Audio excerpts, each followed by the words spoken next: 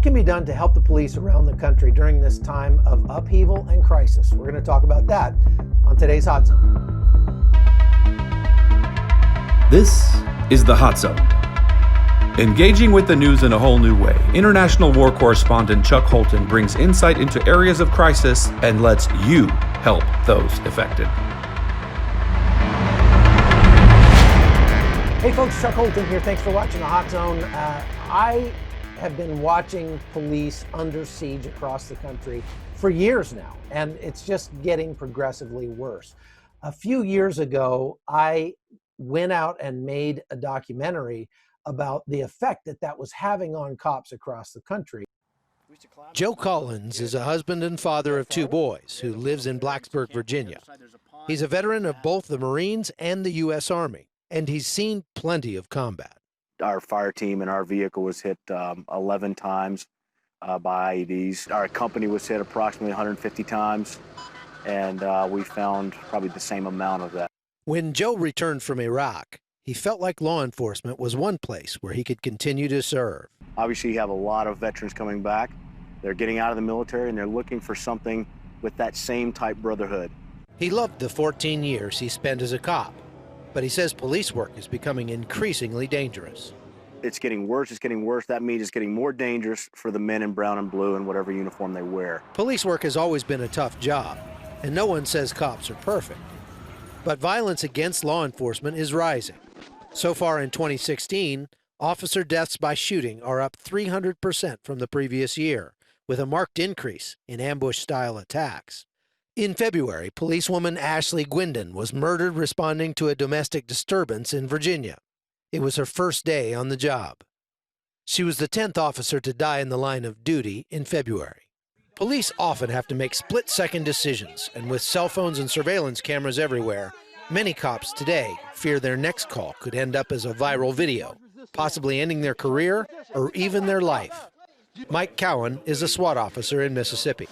I do think that there's certainly some hesitation, and I'm a firm believer hesitation will get you killed. There's certainly a willingness to let things slide maybe a little more because it's not worth the paperwork. It's not worth having to try to explain yourself because people don't feel like they have the administration's backing or they're concerned about what the press is going to do with it. Michael Wood is an author and contributor to the website Police One. I think there's a degree of difference in the lack of support that officers are getting today compared to what their grandfathers had several generations before. It has a chilling effect on these officers when they realize that if they do their job, that they're going to be vilified in the media, and they're not going to be supported by their agencies, and they're not going to do the job as vigorously as they might have before.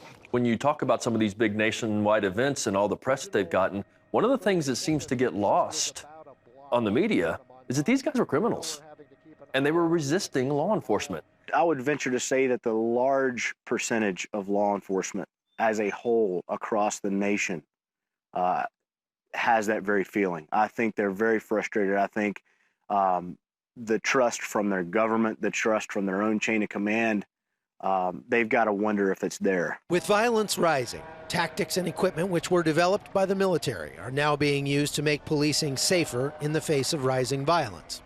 It's a move many have criticized, including the President of the United States.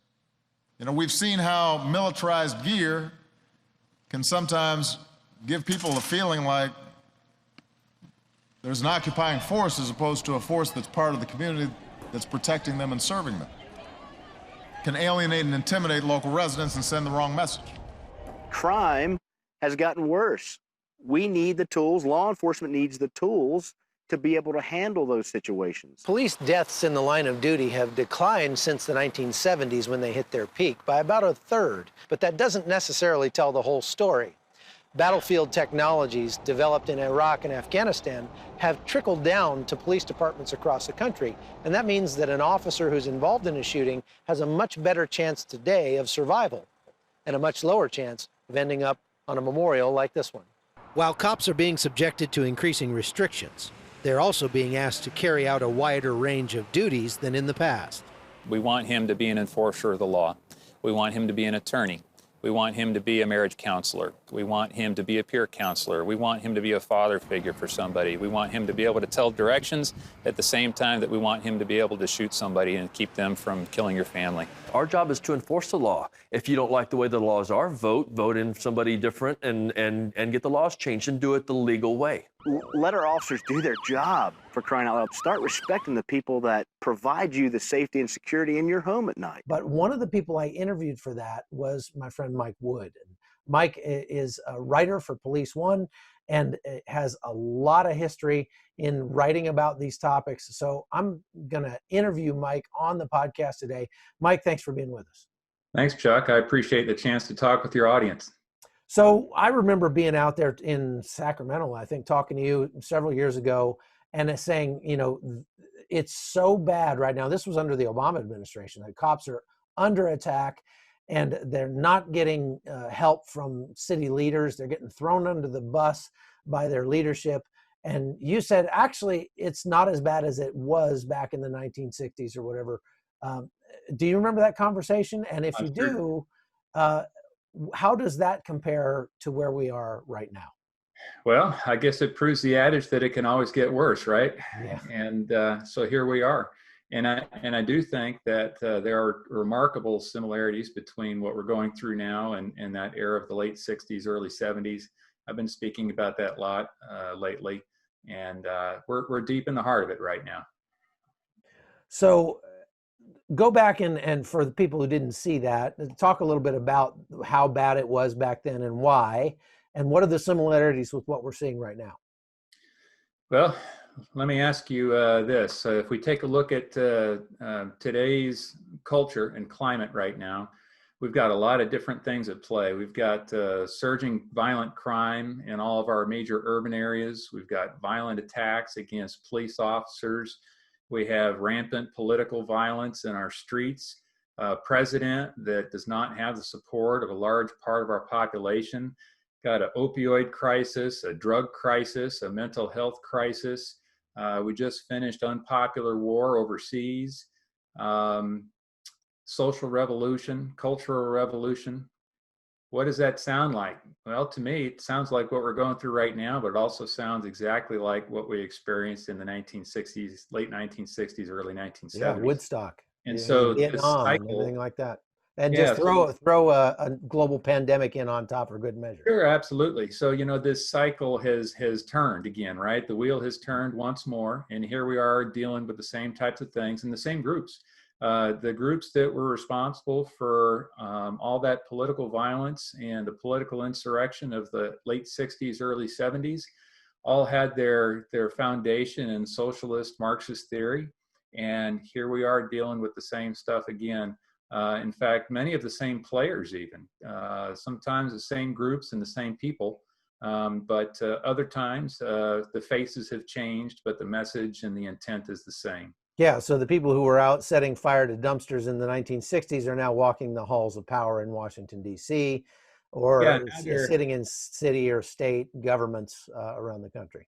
Sure. Yeah. Now they're district attorneys that refuse to prosecute the rioters that are being arrested by the police, or they're governors that refuse to ask the National Guard to come in, or any number of people in positions of power and authority that have essentially co-opted the system. So let's talk about these rioters. I was just in Portland and Seattle a few weeks ago and attended some of these riots. And it's just sickening to me that these cops are going out there night after night and putting their lives on the line, and they're being vilified, spit upon, bags of feces thrown at them, and not to say nothing of bricks and green lasers trying to blind them, and actual improvised explosive devices being thrown at them on a regular basis. And so when they arrest somebody, maybe many people might not know this, but since the district attorneys up there refuse to prosecute, these people get arrested. They don't even have to post bail in many cases.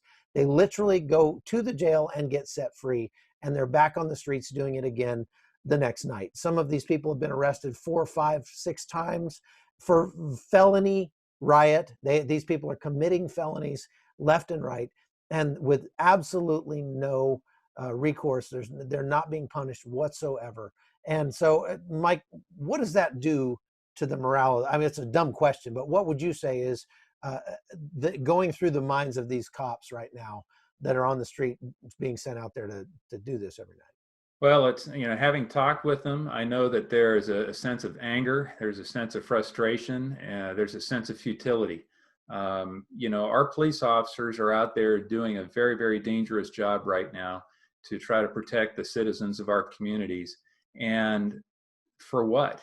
If you live in a community like Portland, where the district attorney has decided that he will not prosecute any of these people for these violent crimes, then why are we having these police officers go out there risking life and limb to arrest these people? Great example in Portland that all came to us recently, of course, was the recent assassination of a Patriot Prayer protester up there. Mm-hmm. And the gentleman, I use that term loosely, that murdered that man, had previously been arrested on riot-related charges that involved the possession of a firearm. And so he was released immediately without any repercussions, and several days later wound up killing somebody. And so, this is what's going on in places like Portland and places like Seattle, where radicals have co-opted the system, and they are now trying to use their power to foment a political insurrection in our country. And I think that's clearly what it is. So when you talk about insurrection, I mean, an actual insurrection would open up lots of opportunities or avenues for the federal government to come in and to put a stop to this, to put down the insurrection. And all the president has to do is invoke the Insurrection Act. And he has a whole lot of options at his disposal. Tell me a little bit about those and about what would happen if the president were to actually declare an insurrection. Well, the Insurrection Act, I believe, was written in 1807. And what it does is it allows the president to use military forces domestically to oppose riotous acts and political insurrection. And that's an important thing because we have posse comitatus protections that are part of our culture, our heritage, and our laws, which prevent us from using the military domestically for law enforcement operations. And so the Insurrection Act is essentially a crisis waiver to the posse comitatus restrictions, and it allows the president to use active duty military forces to help put down riots and insurrections.